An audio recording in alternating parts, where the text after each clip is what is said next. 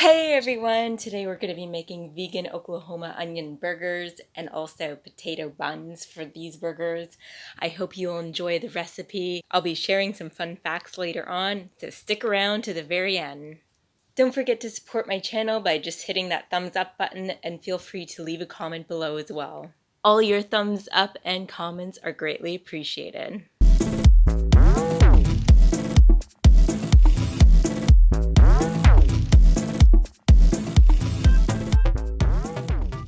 This is the delicious vegan Oklahoma onion burger we're going to be making today. And the potato buns too. We're just going to start by boiling some water to get our mashed potatoes going. For this recipe we're using russet potatoes and it only calls for 1.5 cups. So I have them in this vinegar water bath because I like everything extra clean. We are going to peel them, but you can see how big this one is, so that pretty much will be enough, but I'm just prepping some other ones just to have for later anyway. Here I'm peeling the very large potato.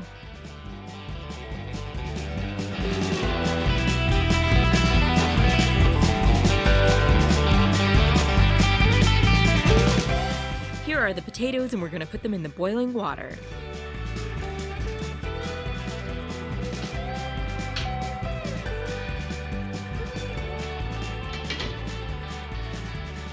Whilst our potatoes are boiling away there, I'm going to get our flour mixture ready for when our potatoes are ready.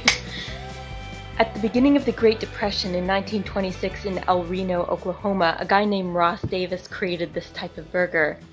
Meat was very expensive at the time. It was the Great Depression, and so he became innovative and used onions to fill in the other half of where the meat would normally be. You would squish them down and get that fried onion, caramelized onion going on the other side of the burger. This caramelized onion effect really took off, and his restaurant was actually located along Route 66, where many people from the film industry traveled through, as well as those aspiring to be in the film industry.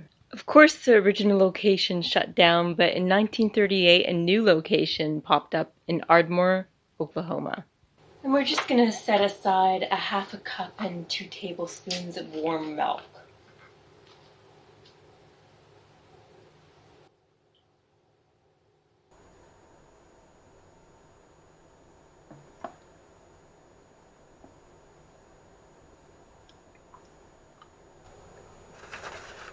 So we'll need 2 3/4 cups of flour.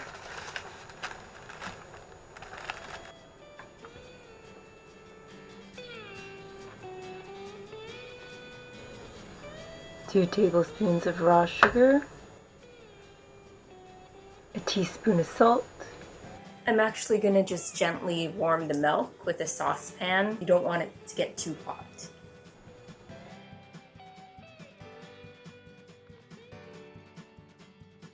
Now it's time to drain our potatoes and mash them up. We're going to add a little bit of vegan butter and vegan milk. We drained our potatoes. I'll just pop them in here. Just a little bit of the vegan milk, and we'll add in our vegan butter, a bit of salt. I can't resist the pepper, so yes, I don't have a potato masher, so we're doing it in caveman style. I don't know. I'll show you the end result. And I'm just removing our vegan milk here from the stove top. It's warm enough. You don't want it scalding. Let it cool too. So here's our mashed potatoes. They're all ready to go.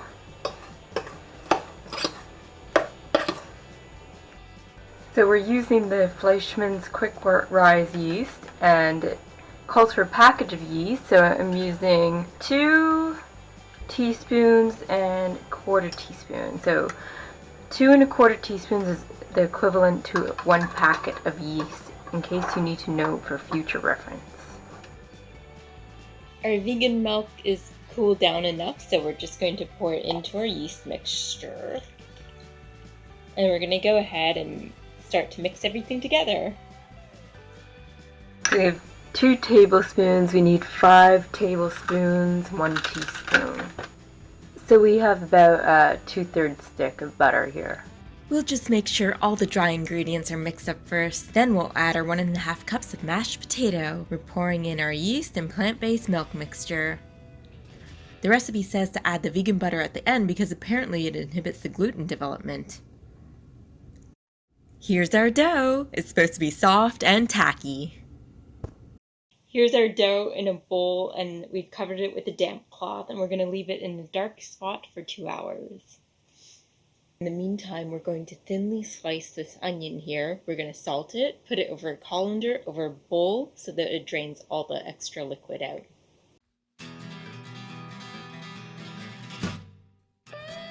Onions have been a part of the Homo sapien diet for over 7,000 years, and in fact, archaeologists discovered traces of onions dating back over 5,000 BCE.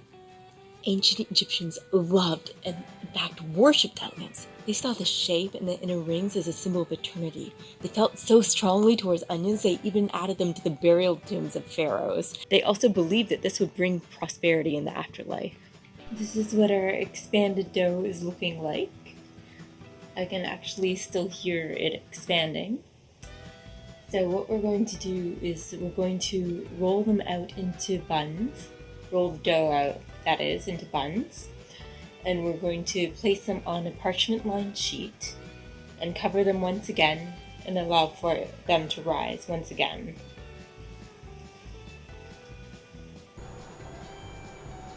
So we're going to take our dough out. It is quite sticky. It says it's supposed to be. I'm talking to the people. It says it's supposed to be sticky, so we're going to make it work. I don't think it's supposed to be that sticky, but the way they describe it, we got extra flour anyway. And we're gonna let it rise a second time too. We'll see how it goes. I feel the springiness when working with it, which is kind of cool. So depending on how long you let it rise, you may get more buns out of it. It says it can make up to 15 buns. I guess it depends on the size as well of the buns.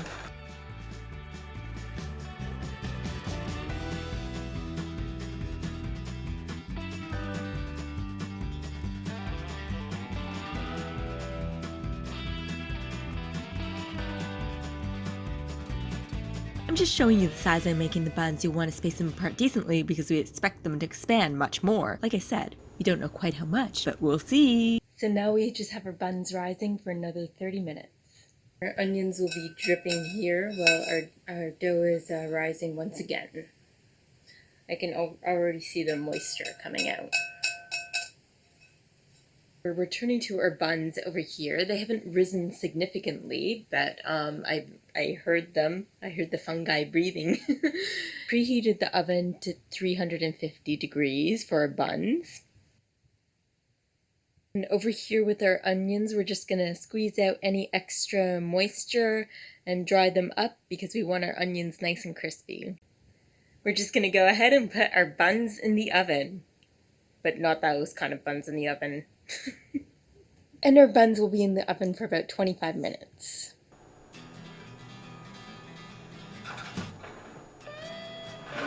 So we just have some paper towel on a plate. Just give it a squeeze first. Lay them down. Some paper towel here. You can use clean kitchen towels as well.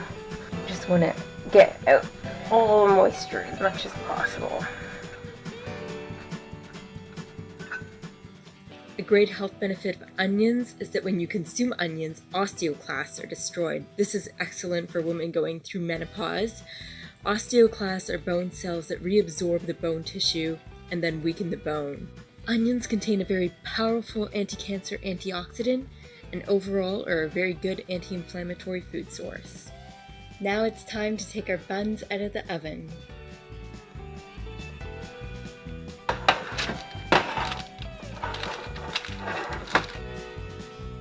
We're gonna get our Beyond Beef prepared.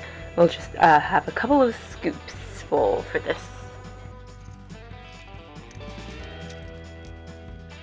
I chose the Beyond Meat ground because this way we can squish them down more. So you're gonna want to get the pan to medium-high, between medium and high. We'll brush our avocado oil on the pan.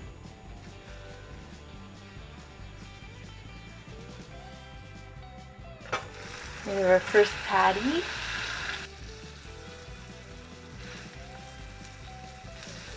I'm gonna get a good amount of onions here. Squish it down. I want to squish it into the patty.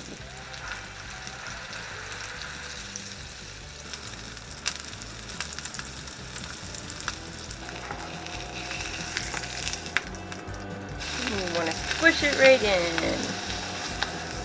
It's going to be nice and crispy.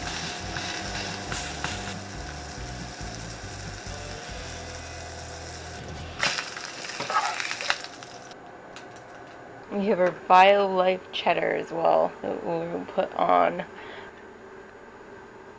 the bottom.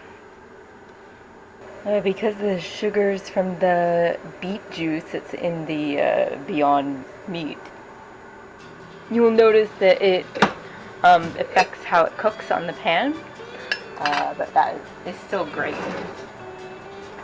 So what we're going to do is add our condiments.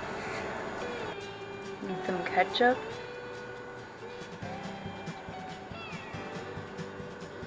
Dijon. And I like sauerkraut on mine.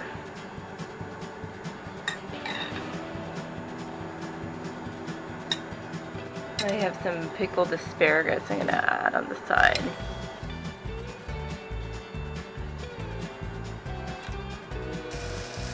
Okay, so we'll just put the cheese on top.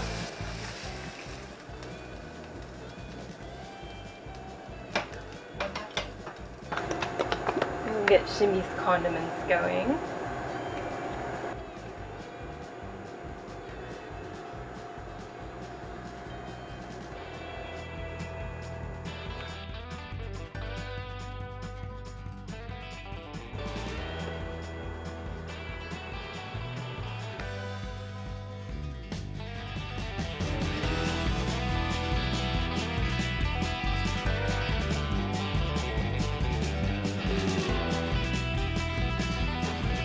Now for the moment of truth, I get to try it.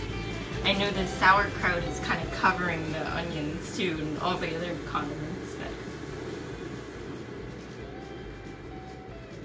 here we go. Let's see if I can get it in my mouth without dropping it. Okay, let's get the plate underneath.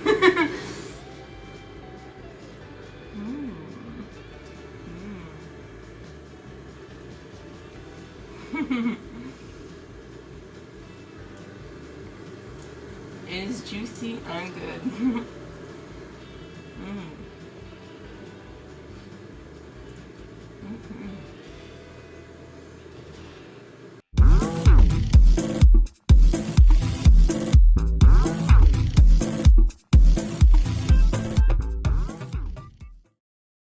Not only did ancient Egyptians love onions, but also the ancient Greeks loved onions.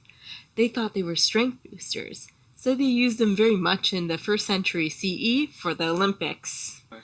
Anyway, let me demonstrate. No, let's not do the...